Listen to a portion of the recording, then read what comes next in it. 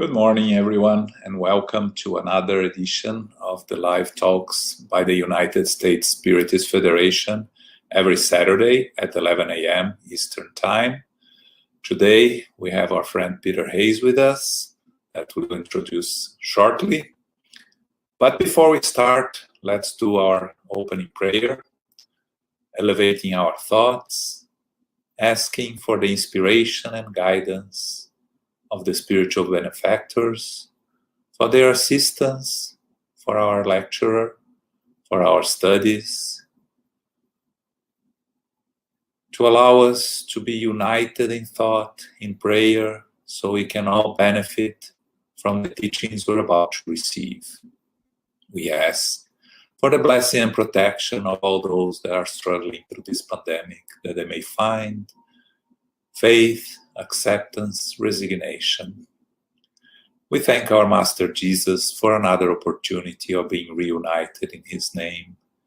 And it is with our hearts full of gratitude that we ask permission to start our meeting. So be it. So, welcome, Peter. Good morning. Thank you for being with us. Before I pass it over to you, a reminder, please post your questions on the chat. We'll have some time after the lecture to go over some of the Q&A. And let me formally introduce Peter Hayes. Peter Hayes is the president of the Spiritist group Love and Light in Newark, New Jersey, member of the Tri-State Spiritist Federation. He has done lectures on Spiritism within the United States, and he has participated in several U.S. Spiritist symposiums that are organized and sponsored every year by the United States Spiritist Federation. So, Peter, it is with you now. Okay, thank you, Joel.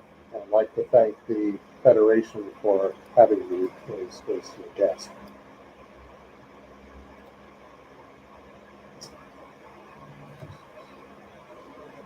The book Action and Reaction, which is the 9th book in the Andre Louise series, was published in 1956. So we happen to be in the 65th anniversary of this book. The Andre Louise series, in case you're not familiar with it, focus a lot on life in the non-physical world, or the spirit world.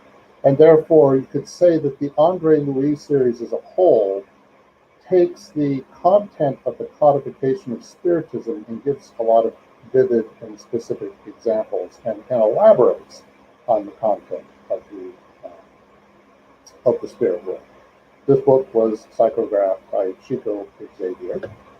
And in this book, it focuses on the subject of cause and effect. Andre Louise and his colleague, Hilario, go from the salon into the lower zones. And they visit a place called the Mansion of Peace.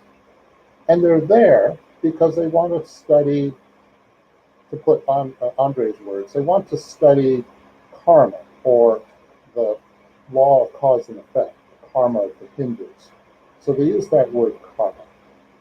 And when they go to visit the Mansion of Peace, the Mansion of Peace is a place of refuge in the lower zones of the non-physical world, the spirit world, which is a rather dreary and unpleasant place. And the Mansion of Peace is compared to a place that actually exists called, they call it St. Bernard's Monastery, but it's really called Great St. Bernard's Pass Hospice. St. St. Bernard is located on the border of Italy and Switzerland, and it's been there for almost 1,000 years. And this place is a place of refuge. And when it was first built, it was there to be a place of refuge for travelers, to protect them from the snow, because it was very dangerous, but also there were a lot of robberies in that period as well. So it was a safe haven. And when Andre is describing what the Mansion of Peace is like in the lower zones, he says, just like St. Bernard is often surrounded by snow, the Mansion of Peace is frequently, almost always, surrounded by darkness. And they use the word Mansion of Peace to describe this place. But it's described as being more like a citadel, like a fortress. So one has to ask the question, why? Why is it like a fortress? Well, part of that has to do with what the purpose of the Mansion of Peace is. The Mansion of Peace is, there's a director for the Mansion of Peace named Druso, and his most trusted assistant is named Silas. And the purpose of Mansion of Peace is that it's there to help rescue spirits from the lower zones. And once they're brought into the Mansion of Peace as a place of refuge, they help these spirits to work on planning for their next incarnation into the physical world. So part of what the Mansion of Peace does is it's there to help spirits prepare for their next reincarnation, or what the spirits will do is they may go to another part of the spirit world to receive further help, and then later on they'll reincarnate. Now, Andre, in looking at the Mansion of Peace, certainly describes it as a fortress, and there's a very good reason for it. And in the very beginning of this book, Andre and Ilario with Druso, the director of the mansion, and they're looking out the window from inside the Mansion of Peace out into what is nearby the Mansion of Peace. And there is this rather amazing sight that Andre witnesses. He describes it as it's like a raging windstorm, and there's this dark cloud substance, and it's similar to airborne dirt whirling violently in a strange vortex like a dark water spout. And from the monstrous body of the dreadful storm, human faces emerged, twisted in horror, cursing and moaning. They appeared suddenly, linked to each other like enormous chains of creatures holding on to each other in a moment of peril in their instinctive anxiety to prevail and survive. So the more Andre sees this sort of dust cloud outside the windows of the Mansion of Peace, they realize these are spirits interlocked to each other, and they're in complete and total agony. And Ilario and Andre, of course, are alarmed by this rather ghastly, dreary sight. And then Ilario asks a very obvious, perhaps and compassionate question. He says, look, the Mansion of Peace is this place of refuge. It's this place to receive these poor suffering spirits. Why don't you just open the doors and let them in? But Druso, the director of the center, who's a very, very compassionate guy, really cares about what he does and cares about these spirits, his answer is revealing. He simply says that rescue is only truly meaningful for those who actually want to be rescued. So Druso is giving us a hint as to what they're up against. They are surrounded by spirits in the lower zones who are among the worst of the worst. These are spirits who have committed all kinds of crimes. And as far as why the Mansion of Peace doesn't just open up its doors, well, first of all, if they did, their entire purpose would be undermined. But Silas, the assistant to Druso, who is a character in this book who shows Andre and Ilario many examples of spirits going through cause and effect. Silas explains and elaborates a little later on in the book why the Mansion of Peace has to be set up the way that it is. He says there are thousands of spirits gathered here haphazardly, and he describes them as being victims of their own insane and gloomy thoughts. When they finally overcome their state of trouble or anguish, which may last for days, months, or years, They are brought into our institute, which as much as possible avoids opening itself to minds that are still completely entrenched in constant rebelliousness. So Druso said, rescue is only good for those who want to be rescued. And Silas is saying that these are individuals who are trapped in their own crazy thoughts or repetitive, obsessive, compulsive thoughts, which is a major theme in this book. And more importantly, perhaps, is that they simply don't want to change because they're not ready to change. And that's what it means when they say that they're entrenched in constant rebellions. We cannot help anybody who doesn't really want to receive help. And so this is another reason why the Mansion of Peace doesn't just open up its doors and they have protection.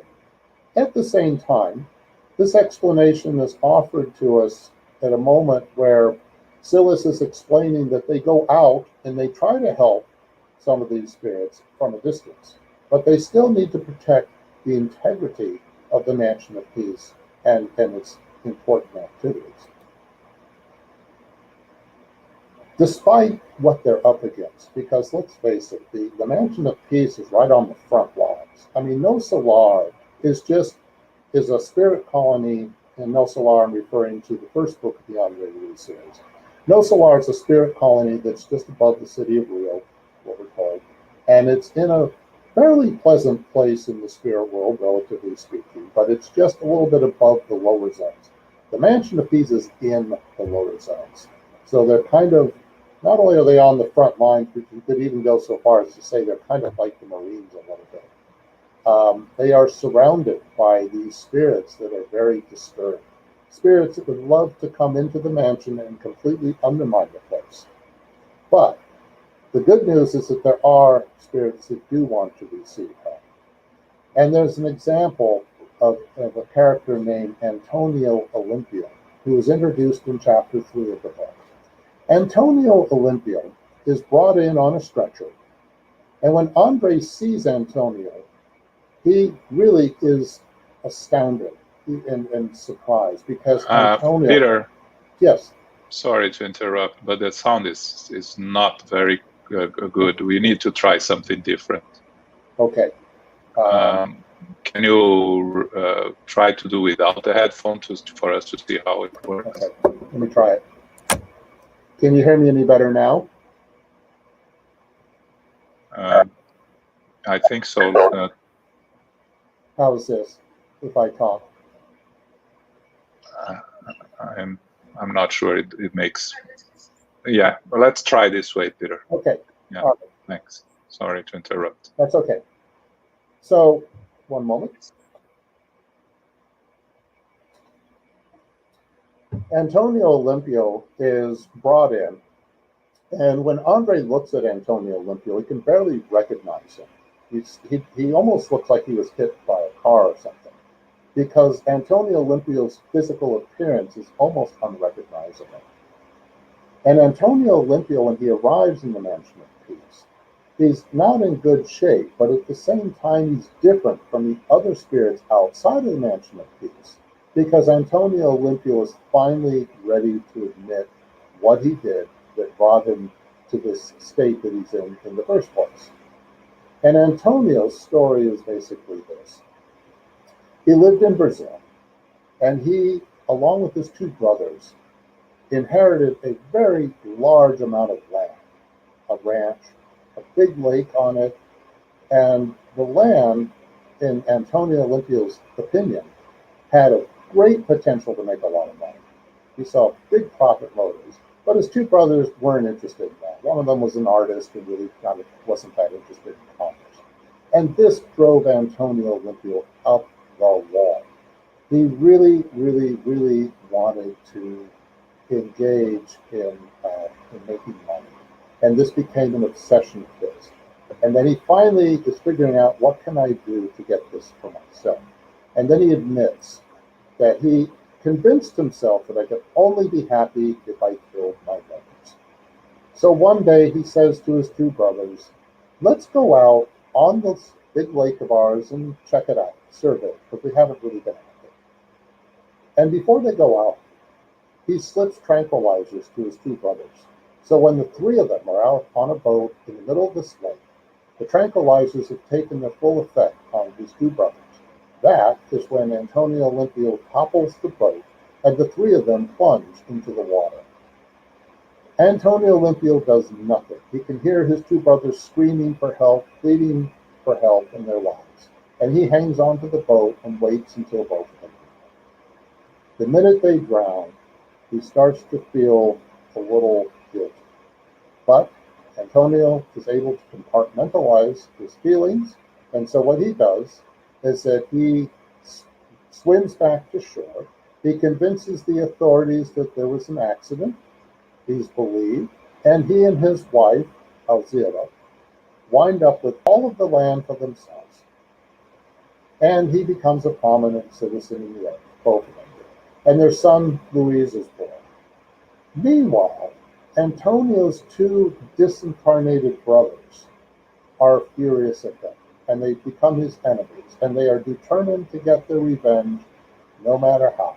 They become very skillful obsessors, and they go after Antonio, his wife Alzira, and their son Luis.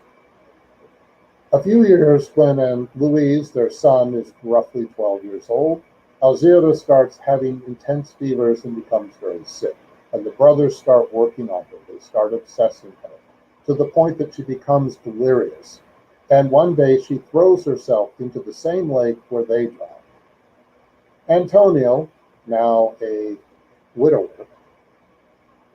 goes on and yet has this feeling that maybe his brothers are around him. He always feels a little troubled by this, but he manages to kind of keep going. And eventually, when he passes, his two brothers are waiting for him. And in the spirit world, they torment him. They beat him up. They make him feel as guilty as possible. They reinforce that feeling he always had inside of him, that feeling of guilt he had about killing his two brothers. And they really take advantage of that. Then what happens is they put him in a cave. And Antonio stays kind of entrapped in his own cycle of thought, as many of the other spirits in the lower zones are. Well, eventually, Alzira, his deceased wife, was received into the Mansion of Peace, and she helps Antonio. And eventually he gets rescued. And so when he is brought into the Mansion of Peace, his story and the situation that they're all facing is an example of how he, his wife Alzira, and their son Luis, they all became vulnerable because of the way they allowed their thoughts to create the environments that they currently exist. It was Alzira, as I mentioned before, who was able to break out of this. Their son Luis, who's still alive, still running the property, has become very miserly. Because of that, his two deceased uncles, who want revenge on him, as well as his father and his wife, they surround him. They're with him all the time. They bring in miser spirits, and Luis starts to kind of deteriorate emotionally. And so Silas, the assistant to Druso, was brought in to try to help this family at the request of Alzira. And Andre and Ilario accompany him. And as I mentioned before, when Andre sees Luis for the first time, he says he looks really disfigured. And what it is that there's been a lot of trauma to his paraspirit. So I'm just going to ask a basic question, or take a moment and focus on what is the paraspirit. Well, we have the body, we have the soul, and then the link between the body and soul is the paraspirit. And in the Spirit's book, question 135, it describes the paraspirit as the intermediary principle, or paraspirit, which is a semi-material substance. It is the innermost envelope of the spirit and unites the soul with the body. And so our actions, our thoughts, and our intentions can have an effect on the paraspirit. And in the case of Antonio Olympio, because of the obsession from his brothers, because of what he did in the first place, he kept marking his paraspirit. And he now will have to go through the consequences of working out those effects on his paraspirit. He has to, if you could put it this way, he has to clean up his paraspirit a little bit. And that, of course, will take time, and it depends on in working for the good. By the way, I'm not going to say much more about the Paraspirit, but if you're interested in this subject, Dr. Sonia Doi did a really nice presentation on this channel a few months earlier in this year on the subject of the Paraspirit.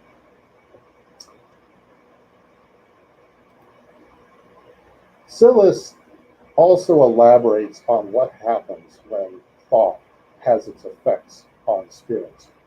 And he goes to say that, in fact, we aren't even close to understanding all of the creative and agglutinative power contained in person's simple thought, and that is why we must do all we can to free human beings from all the disturbing expressions of their inner life.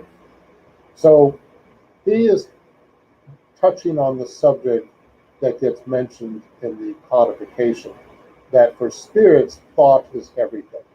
And a large part of what this book, Action and Reaction, is about is the way in which our thoughts have a life of their own, and the way in which they can affect the state that a spirit is in the spirit world. So all these spirits outside the mansion of peace that are suffering, that, they're trapped within these obsessive compulsive thoughts. And Sillis elaborates a little further by saying that when we keep dwelling on these voices or darkness and the mental forces that we exteriorize, then we turn to our minds, and they kind of reanimate and they intensify by the elements we're in tune with. I mentioned that Action and Reaction was published in 1956, which was a time when television was becoming widely available. So they use the metaphor of television and the way in which an image that's generated through it by a camera can transmit that image to the screen. It happens almost instantaneously. And when that occurs, it is an example of how quickly thought travels and how thought can spread among spirits.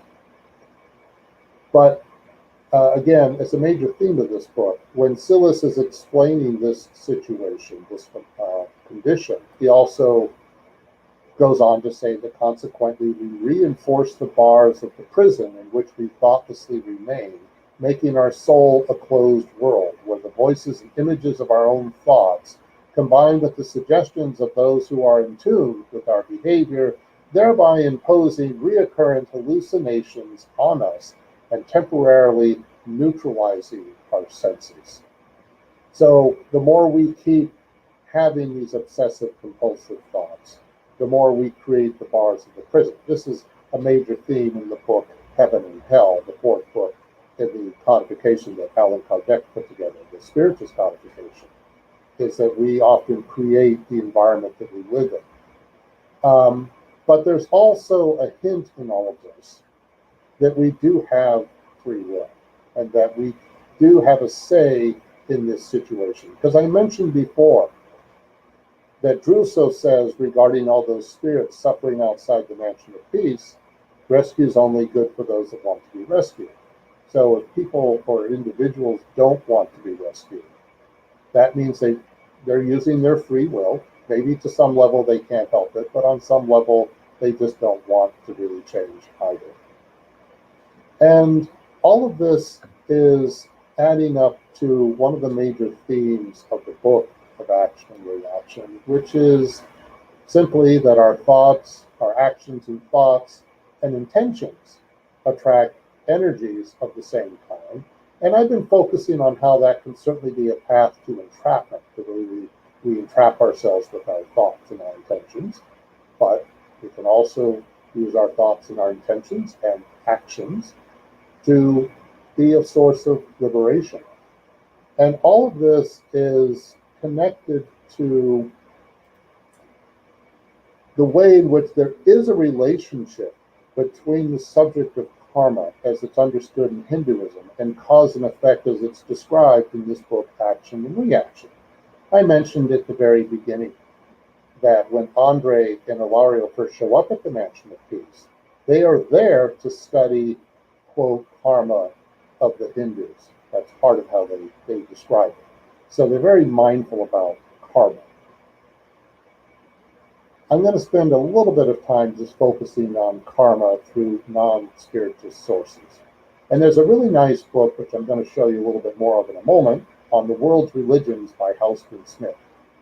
And there's this nice description he has about the process of reincarnation, because he's got a whole section on it, on Hinduism. And reincarnation is kind of like this. Spirits are like bubbles going through boiling water. In the very beginning, they emerge when spirits are in that primitive state that Spiritism talks about.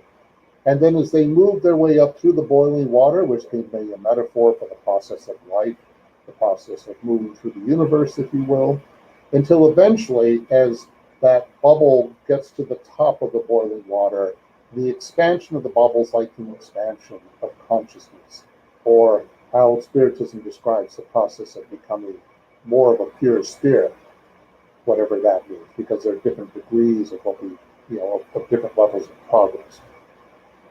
And there's a nice series of translations of the Indian scriptures, ancient Indian scriptures, by a person named Eknath Iswarian. He was a professor. For many years, he was a professor at UC Berkeley, taught one of the first classes on meditation, and he did this translation of the Bhagavad Gita, but he also wrote an introduction. And when he talks about karma, he says some of the following. He mentions that the Sanskrit karma means something that is done. Often it can be translated as a deed or action, and that the law of karma states simply that every event is both a cause and effect. And in the book on the World's Religions by Houston Smith, he picks up on this idea. And he says that science has alerted the West to the importance of causal relationships in the physical world. Every physical event, we are inclined to believe, has its cause, and every cause will have its determinate effects. So he's talking about classical physics. For every action, there is some kind of opposite reaction in terms of, like, imagine the way billiard balls travel around a billiard table. The angle which the ball will hit will go off at an angle opposite of that angle, and things like that. But Houston Smith goes a little further and points out that India extends this concept of causation to include moral and spiritual life as well. And then he goes on to give the example of an expression we're very familiar with. As a man sows, so shall he reap. And then he quotes a proverb. Some call it a Chinese proverb. It's probably not. And no one knows for sure who wrote this. Sometimes it's attributed to Ralph Waldo Emerson. But anyway, it goes like this. Sow a thought and reap an act. Sow an act and reap a habit. Sow a habit and reap a character. Sow a character and reap a destiny. And that this is how we in the West tend to understand some of the basic concepts of karma. But he says that the difference is that India tightens up and extends its concept of moral law to see it as absolute, but it brooks no exceptions. Now, he's also careful to say that karma is not fatalism. It's not that everything we go through, there's going to be some predetermined outcome. That's not the point at all. The point is that we have to answer for the things that we do. And in the book Action and Reaction, one of the major themes of that book is simply this: the debt must be paid off. Whatever the debt is that we incur, whatever we've done, we have to answer for it somehow. How we answer for it depends a lot. So again, karma is not fatalism. Eknath Iswarian goes on to point out the next step in all of this, which is that we are responsible for what happens to us, and whether or not we understand that responsibility or how we're responsible. And then he talks about the nature of free will. He says it follows that we can change what happens to us by changing ourselves, so we take our own destiny into our own hands. Again, the theme of responsibility is really important. And it's also one of the big themes in the book Action and Reaction. And Houston Smith picks up on this notion of responsibility as well in the World's Religions, and he says that we have complete, karma implies we have complete responsibility. And that sometimes people rebel against this idea. They don't like it very much. And they want to blame everyone. or blame, I don't know, would blame other people for this condition that we're in. We want to blame the system, the institution. And it's not that those things don't play a role in our current condition, but the more we want to blame someone or something outside of ourselves, the more we are copying on. And as it said here, Hindus see this attitude as being immature.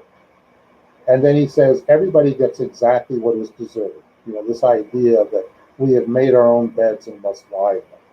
Now that can sound a little heavy and a little punitive, for sure, but Eknath Iswarian, who picks up on that point, you know, the idea that we're getting our just desserts and all that. Well, okay, there's an element of truth to that, generally speaking.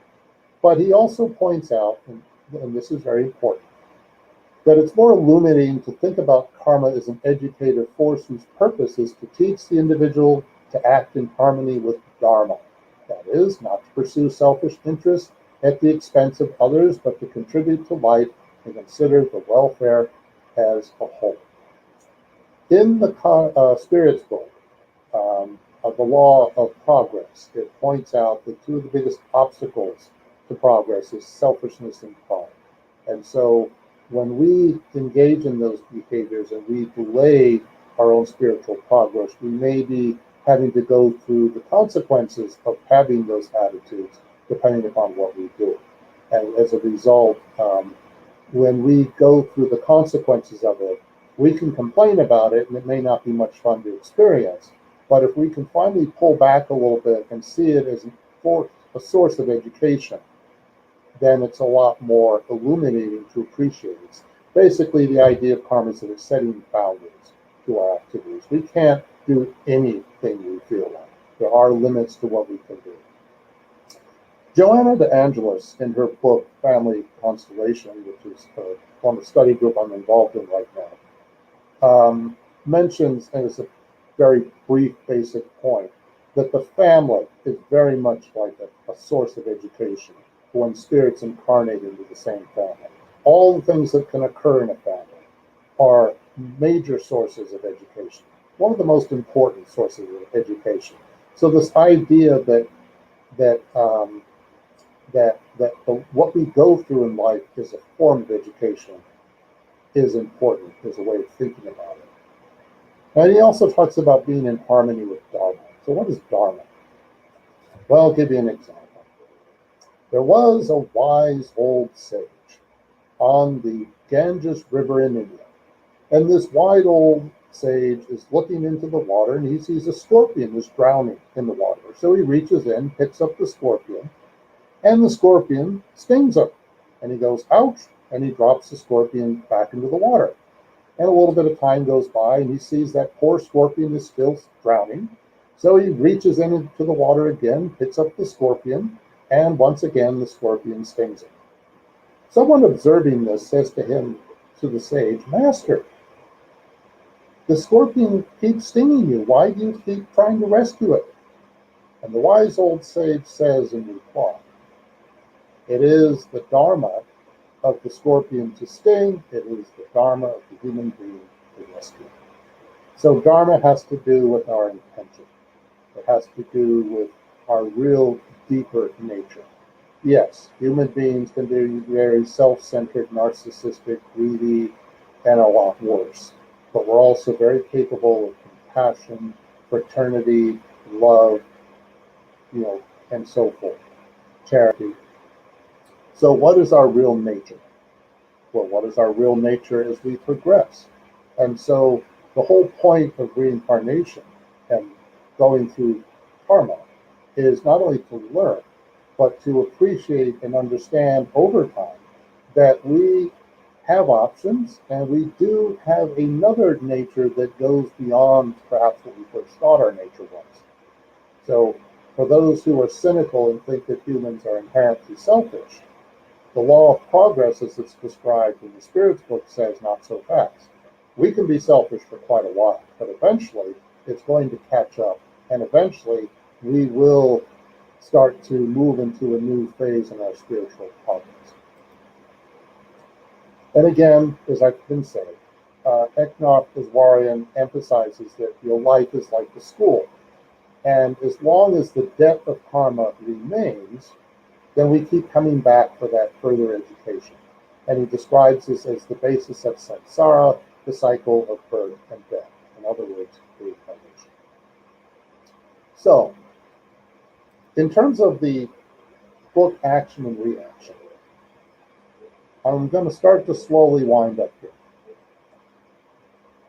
The way in which action and reaction ends is revealing. I mentioned to you before that Druso is the director of the Mansion of Peace, and his leading assistant is Silas. And Silas is the one who shows Andre and Ilario several cases. I don't begin to have time to describe all the other spirits that appear in this book.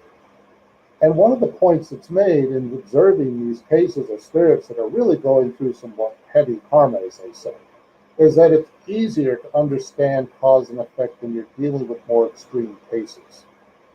In other words, the worst of the worst, if you will, who are then having to go through the consequences of that when they incarnate back into the physical world. And it depends on the individual. Sometimes it's not as bad as it may sound, but there are some that are having to go through a great deal, through either emotional difficulties, physical impairments, and so forth. The director of the Mansion of Peace, Druso, is a very hands-on kind of director.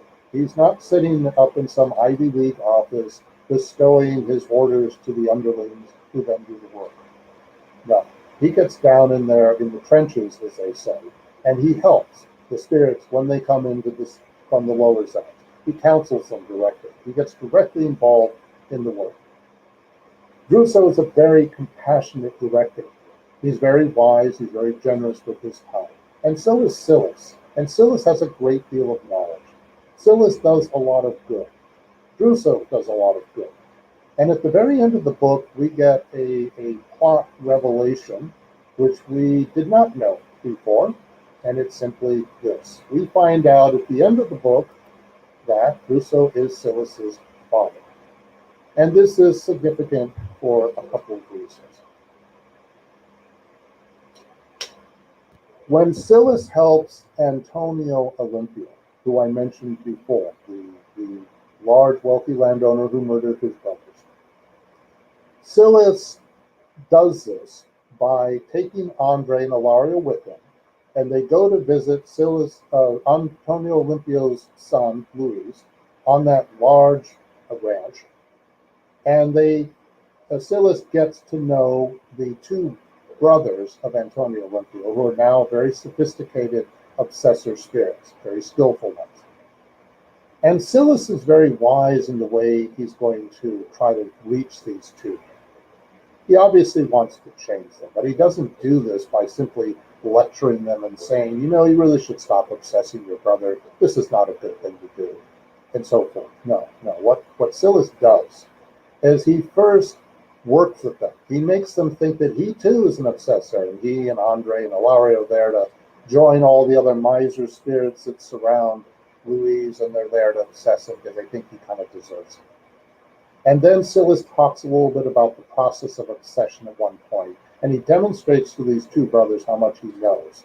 And they begin to respect this guy. This guy comes across like he knows what he's doing. But then, a little later on in the book, Silas does something interesting.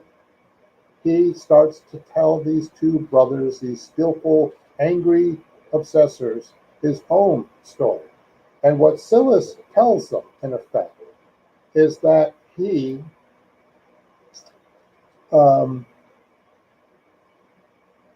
in his prior incarnation, Silas, as the son of Druso, they were wealthy.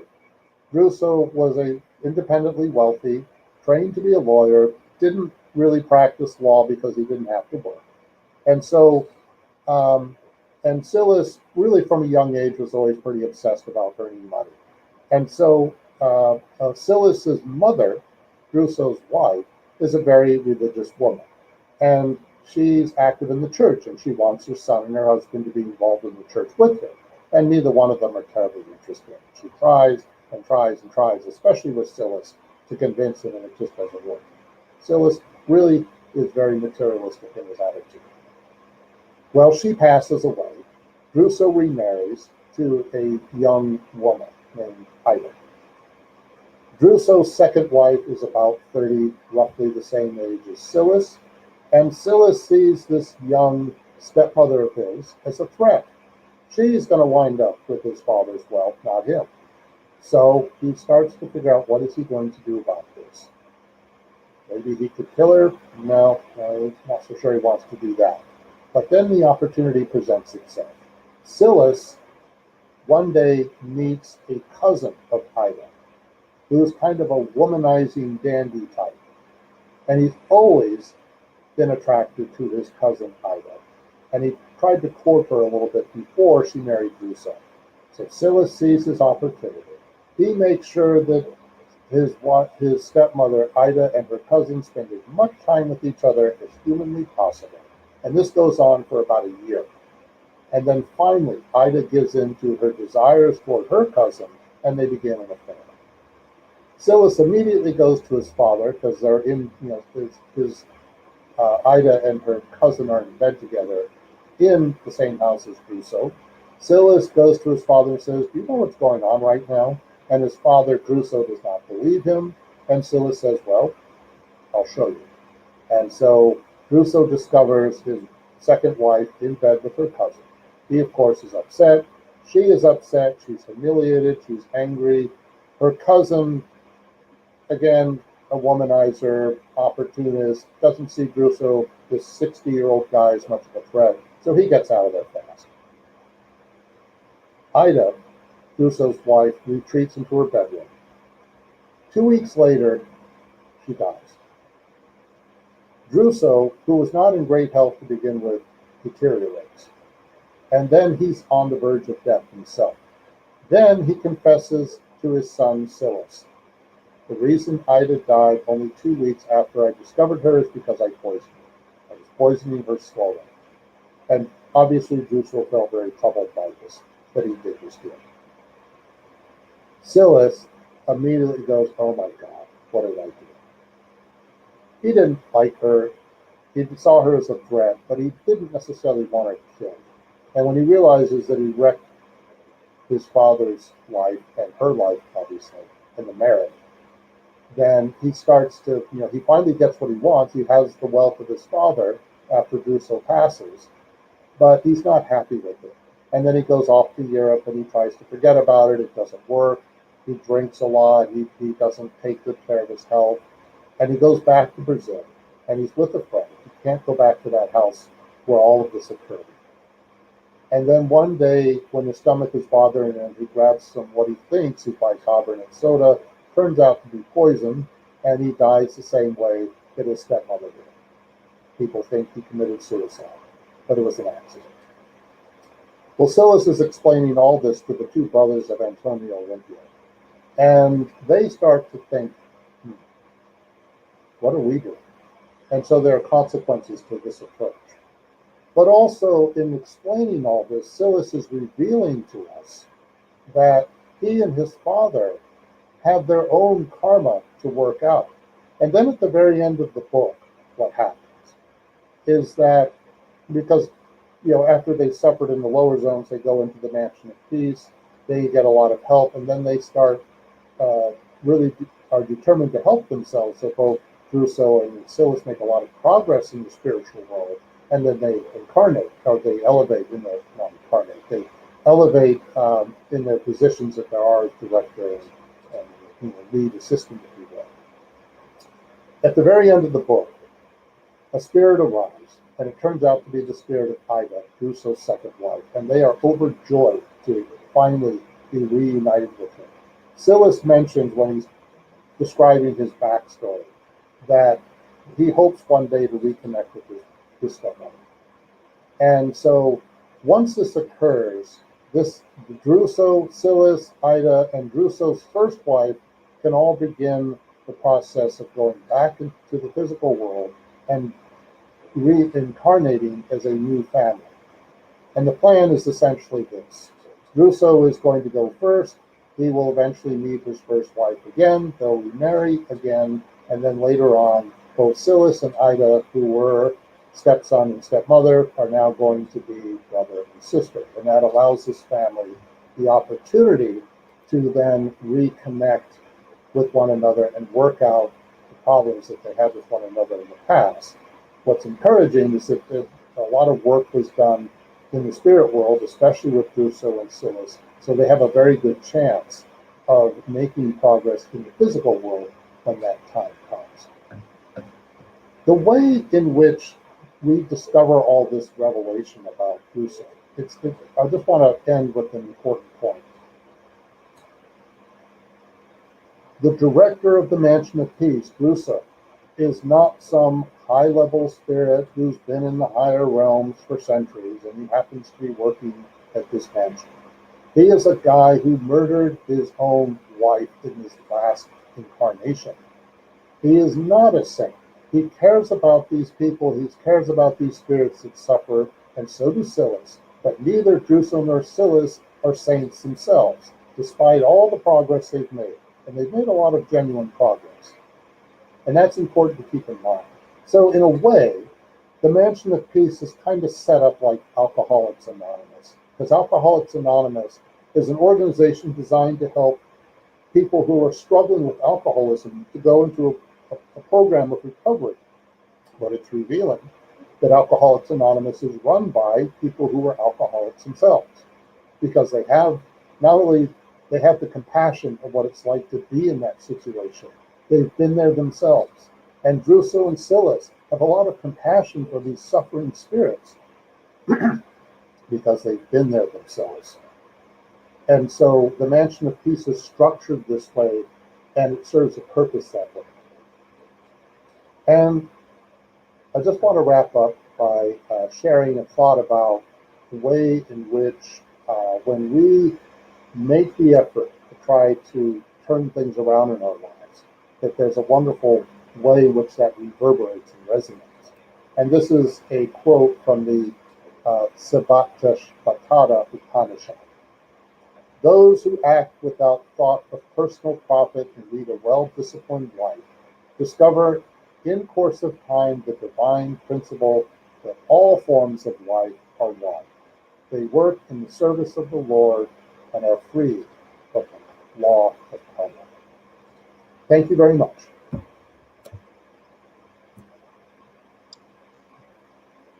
Thank you, Peter.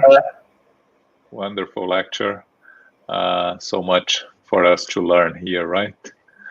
Yes. And I think that I hope it was okay. Yeah. So we have some questions brought through our chat. So first one, can you explain the surroundings of where Mansion of Peace and similar institutions are located in the spiritual world? Okay, that's a good question. Thank you for that question.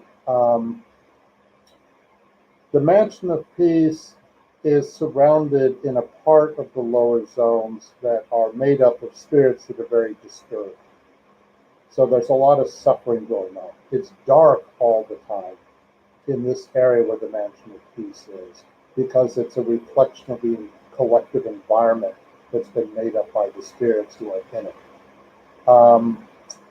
So if you are familiar with the book Memories of a Suicide, it describes a place that's kind of similar. It's like almost like a fortress, a place where spirits that have committed suicide go, because what we've been told is that spirits that commit suicide go through a particular part of the spirit world where they then have to go through the consequences of what they do.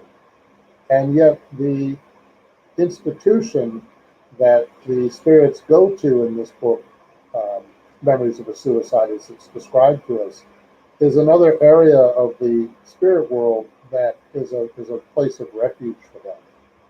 And in this book, Action and Reaction, I didn't have time to get into a minister named Minister Sanzio, who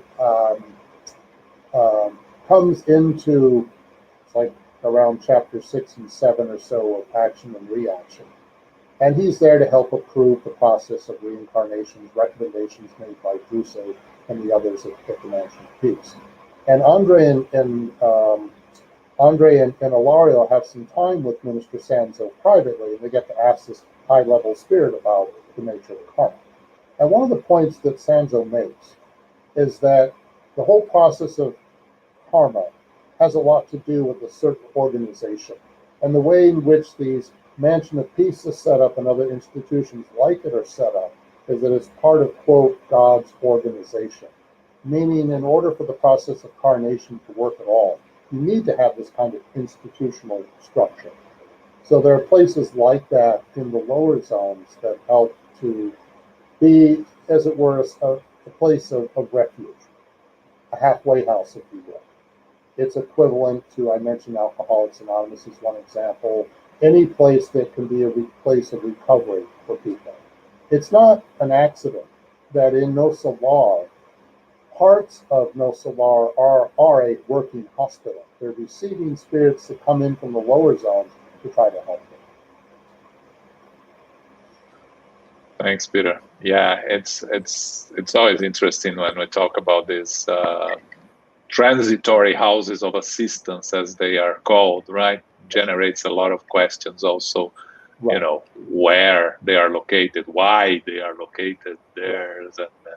And you'll see that throughout the books, right? Of André Luiz. You know, if you look at No Solar and you think, God, it's a little strange. It's a city. You have all these administrative departments. Why?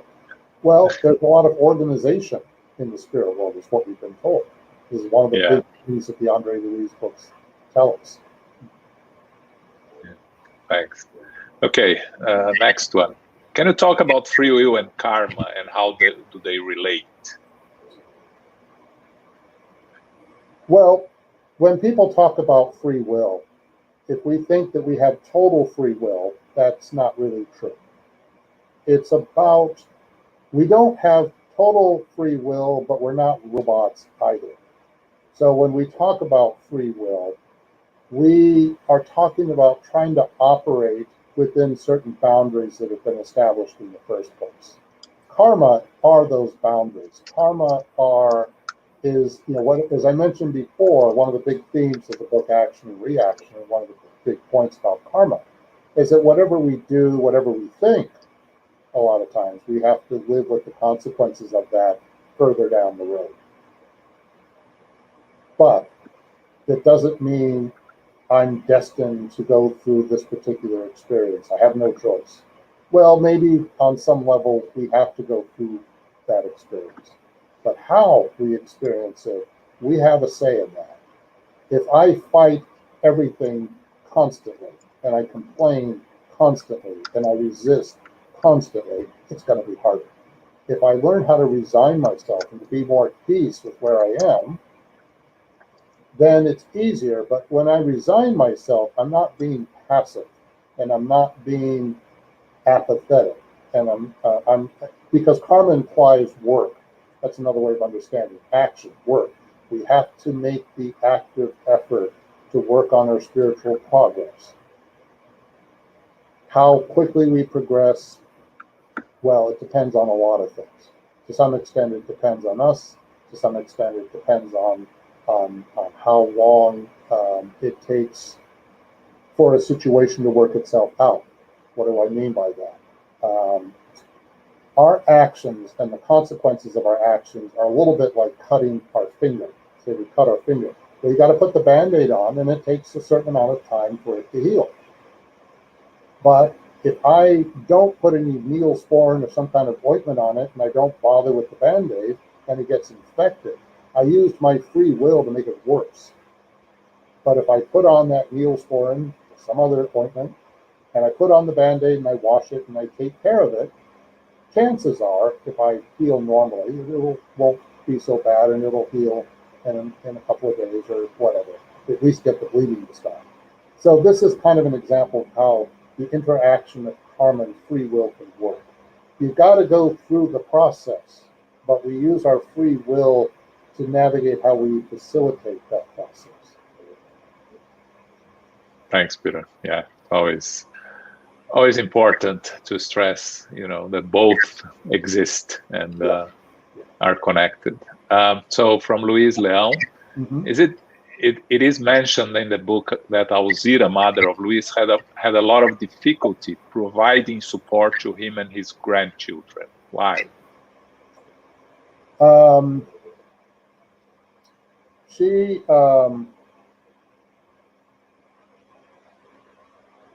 had to try and thank you, Louise, for that question.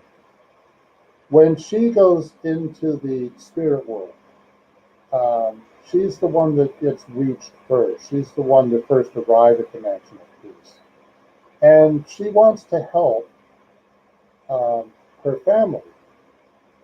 But as Druso says, rescue only works for those who want to be rescued. So Druso was in a place where he was so distraught over his own feelings that it was difficult for him to be reached. And the same thing with Louise, her son, in that she wants to help him, but he's so preoccupied with making money and so forth, and figuring out how am I going to get the land that belongs to my neighbor so I can increase my land holdings. When people get in those mindsets, we can pray for them. We should pray for them. We should try to help them as much as we can. But at some point, they have to also get the message themselves. And so sometimes it takes time. And therefore, Alzira, in providing for him in this sense, it's like she's trying to help him so that he can then begin to help himself. But when people don't open themselves up to receiving assistance, then it can be a one-way street for a while. But then eventually, with persistence, people start to change. Thanks. Yeah, interesting. So, in the book, the obsessor Leonel explained about a key mechanism for obsessing someone by saying, we more frequently emit the thoughts that originate in the central desire that characterizes us. Based on this, how do we manage our desires in order to avoid being spiritually obsessed? Consciousness. The first step is to be aware of what our desires really are. So sometimes when we become more mindful of our tendencies, physical desires, for instance, then we start to put ourselves in a pathway where we can begin to ask ourselves, is this really that important? I was having this conversation recently about the effects of drinking, for instance. Suppose somebody likes to drink. Well, they may have that desire to have that drink, and they enjoy the buzz they get, if you will, and they enjoy the camaraderie with their friends, but then the next day they wake up with a hangover. That might be the indication that maybe this is not so much fun after all. And then how important is it really? But if we never confront that in any way, and we just sort of go on autopilot, where I really want that drink, I really want that drink. Yeah, it's a physical desire. It is to some extent a physical need, but it's also an emotional need. Sometimes people feel they're only more interesting when they drink. They feel differently, their perspective changes. But it's an illusion. And so what Lino is saying is, when people have physical desires and they don't pay attention to them at all, and they don't confront them in any way, or start to work on overcoming them, then they really open themselves up for obsession. Yeah. Thank you. Okay. So we have another one. We clearly see André Luiz evolving through the books of the Spiritual World collection. How is that different or not from evolving in the physical world? In the physical world, interacting with the physical world and all the challenges that come with the physical world get us to, in some ways, improve a little faster, because we have to just contend with all of the difficulties of being in the physical world. just getting from point A to point B, navigating the relationships that we have in our families, the way we move around the physical world, being in our bodies, the issues. Now, what kind of bodies do we have? Do we have healthy bodies? Do we think we're attractive? Do we think we're not attractive? Do we have all kinds of, what is our attitude towards ourselves in our bodies? It's just one example, it's just one part of it. Part of being here in the physical world is we have to learn how to be in our bodies. So it's, I think, a huge mistake if people think, oh, I'm a spiritist, I want to be in the spirit world all the time, and I don't want to be in my body. That's, I think, very misguided, because we should be in our bodies, we are in our bodies, and we need to learn what that means and how to navigate all the challenges that come with being in our bodies. So that's just one thing. In the spirit world, there's more time to reflect. There's, unfortunately, spirits will go through the consequences of their past behavior in the spirit world. But when we look at the Andre Louis books and we look at, say, the journey that Andre himself went on, Andre was in the lower zones in the book No Solar, first book of the series, certainly worth reading if you haven't. And then he finally has had enough of it, meaning he finally asked for help, and then he gets rescued. And then he goes through the learning process of being in No Solar, but a lot of it is a kind of mental process. But he's also doing work there too, and he has to make the adjustment of letting go of who he was in the physical world, because he was a doctor in the physical world, and he shows up at No Solar, and he's ready to take care of patients. I'm a doctor. No, he's not going to do that, but there is, this vomit over here that needs to be cleaned up. Could you please take care of that? And that's kind of a blow to him at first. But then he begins to understand that he's not who he was before. He doesn't have the same privileges as before. He's in a different place. And he has to make those emotional and mental adjustments. And this happens in other ways in that book too, like when he goes back to see his family. So the point is, to answer the question this way, it is the interaction between going from the physical world into the spirit world and going from the spirit world back into the physical world. That transition back and forth that we learn in both places. In some ways, though, because of the struggles of the physical world, we learn a little faster. But it doesn't mean we don't learn in the spiritual world, because a lot of progress can be made there too. It depends on the individual. Depends on consciousness, depends on how determined the spirit is to make progress. Druso and Silas in the book Action and Reaction are examples of that.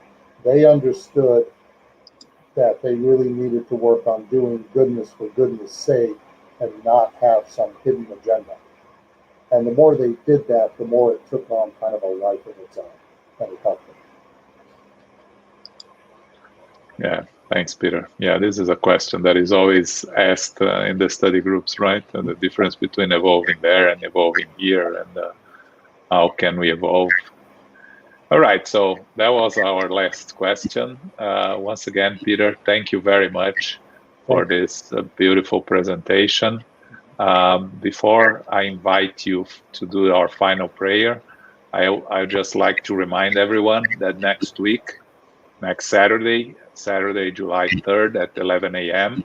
Eastern Time, we'll have our friend Yasko Arakawa talking about humility. Is it a helpful trait in present times? So don't miss this lecture next Saturday. We'll be here together again. Peter, can I ask you to do our final prayer? Thanks. For those of us who are able to close our eyes at this moment, we're safe to do so. Please close our eyes, or else keep them open, and just please be with us in your thoughts. We thank you, dear God. We thank you, dear Jesus, and our dear mentors for your support. We thank you for your presence. We thank you for all the ways in which we receive help and assistance. We thank you, dear Jesus, for your teachings. We thank our dear mentors for their guidance and their inspiration. We are thankful to have the opportunity to be inspired, and may we each and every day receive inspiration to the best of our ability, pay attention to that inspiration, and do our best to work in harmony with our higher selves. Please bless our families. Please bless our friends and our neighbors. May all of us see one another as brothers and sisters. May humanity as a whole work together in harmony with one another. Please bless all those who are suffering. May they receive help and assistance. And please bless those who help others, our healthcare workers, among others.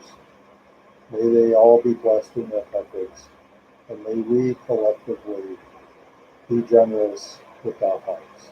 Amen. Thank you all. Thanks. See you next week.